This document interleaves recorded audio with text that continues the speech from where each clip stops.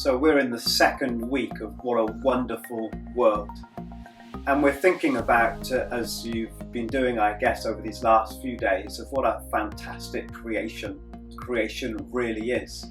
And I just encourage you to keep holding on to that. Psalm 104 is just, for me, for us, an amazing psalm that reminds us of the wonderful way the world was made, the way God sustains it and looks after it, the beauty that we enjoy.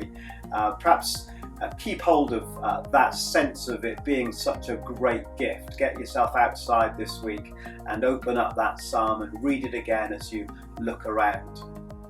But we're also aware that this wonderful world that we've been given as a gift, it's so easy for us both to take for granted and to not care for it in the way that we want to.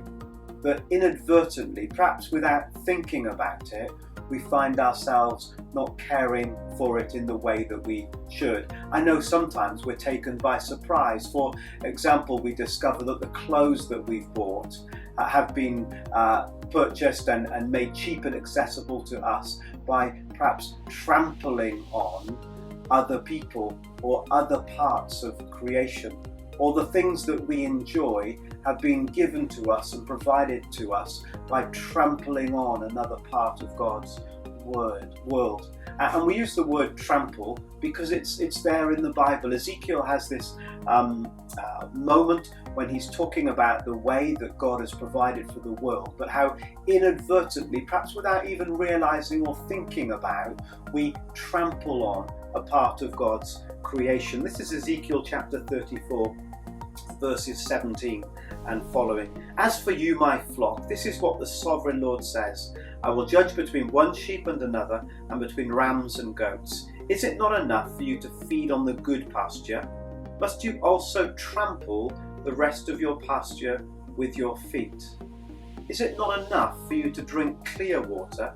Must you also muddy the rest with your feet? Must my flock feed on what you have trampled and drink what you have muddied with your feet? This idea that as we enjoy God's creation, we can, if we're not careful, cause other parts of God's creation or even other people to be trampled on. And so we're inviting us through these summer weeks, as we think about what a wonderful world, to think about the ways that what we enjoy and the way that we live might cause difficulty or trouble for other people or other parts of God's world. And just encouraging us to take very small steps that, if we all take small steps together, can make a big difference. To think this week what you might be able to do, what I might be able to do, to make that sense of caring for God's world more uppermost in our minds.